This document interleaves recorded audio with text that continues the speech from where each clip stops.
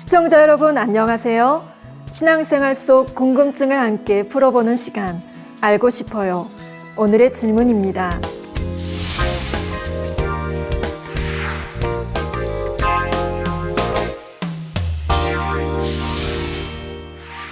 이 세기가 시작될 무렵 초대교회는 안팎으로 위협을 받고 있었습니다.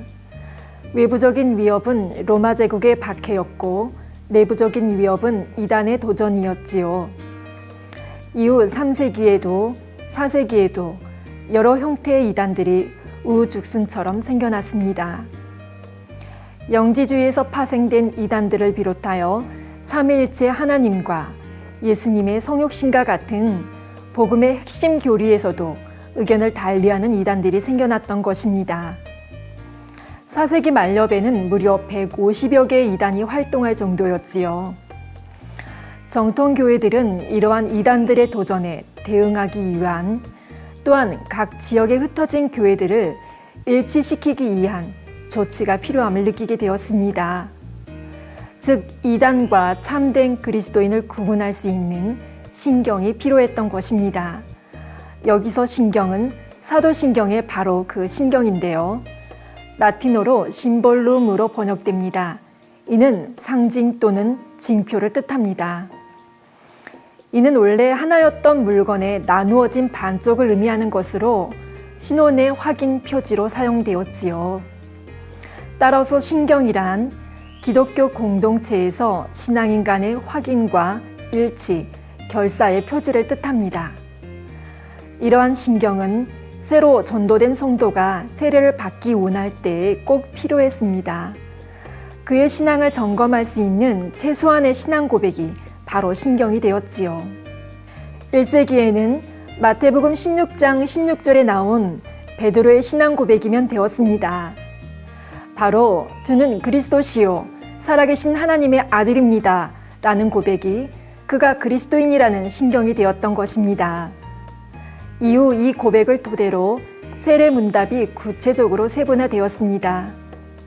이를테면 세례 집례자가 당신은 전능하신 창조주 하나님을 믿습니까?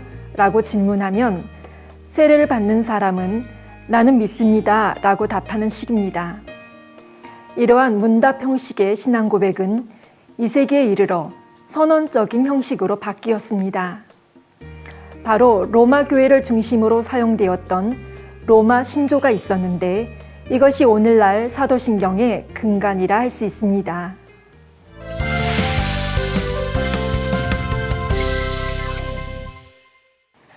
오늘날 우리가 사용하는 사도신경과 같은 공인된 본문이 처음 등장한 시기는 8세기 초입니다. 이 공인된 본문은 로마 신조를 부분적으로 수정하고 확장한 것이지요. 이 사도신경이 세계적으로 보급되기 시작한 때도 비슷합니다. 바로 샤를마뉴가 신성 로마 제국의 황제였을 때 그는 종교의 힘으로 제국의 내부 결속을 다지고자 했습니다. 그 일환으로 교회 예배의 표준을 제시하면서 사도신경을 프랑스어, 독일어, 라틴어로 번역해서 일반에 보급하도록 지시했지요. 이후로 사도신경이 정통신앙의 모범이 되었습니다. 오늘날 한국교회가 사용하는 사도신경은 1908년 장로교와 감리교가 합동으로 출간한 찬송가에 수록됐던 사도신경을 그대로 유지하고 있습니다. 지금부터는 사도신경 본문 중 몇 구절의 의미를 설명해 드리겠습니다. 본디오 빌라도에게 고난을 받으사. 이는 본디오 빌라도가 유대 총독으로 있을 때 예수님께서 십자가의 고난을 받으셨다는 뜻입니다.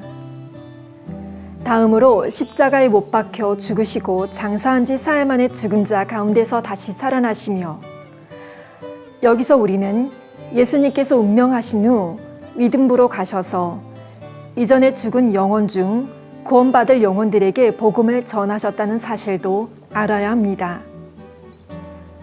저리로서 산자와 죽은 자를 심판하러 오시리라. 여기서 저리로서는 그곳으로부터 라는 의미입니다. 그리고 거룩한 공회라는 표현이 나오는데 여기서 공회란 유대인들의 최고 의결기구였던 그 공회가 아닙니다. 거룩한 공예란 공인된 교회, 곧 정통 기독교 교회를 가리키지요. 따라서 거룩한 공예를 믿는다는 의미는 교회는 하나님께서 예수 그리스도를 통해 세운 공동체임을 믿는다는 뜻입니다. 이어서 성도가 서로 교통하는 것을 믿는다는 의미는 성도는 주님의 몸된 교회에 각각의 지체로서 서로 교제하며 연합해야 한다는 뜻입니다. 마지막으로 몸이 다시 사는 것의 정확한 의미를 알아야 합니다. 이는 죽은 나사로가 다시 살아난 것과는 차원이 다른 부활을 의미하지요.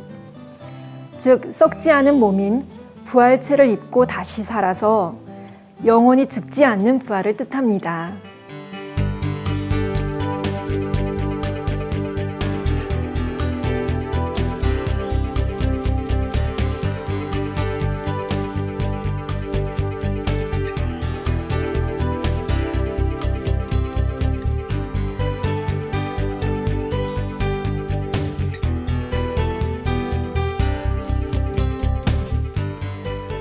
시청자 여러분, 교회를 오래 다닌 성도들 중에는 사도신경으로 신앙 고백하는 것이 습관이 돼버린 경우도 있습니다.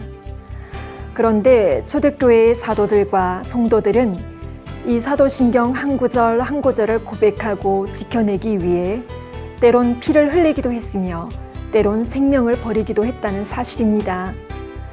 이러한 사실을 기억함으로 항상 은혜와 감동함 속에 신앙 고백을 할 수 있는 저와 여러분이 되기를 소망합니다.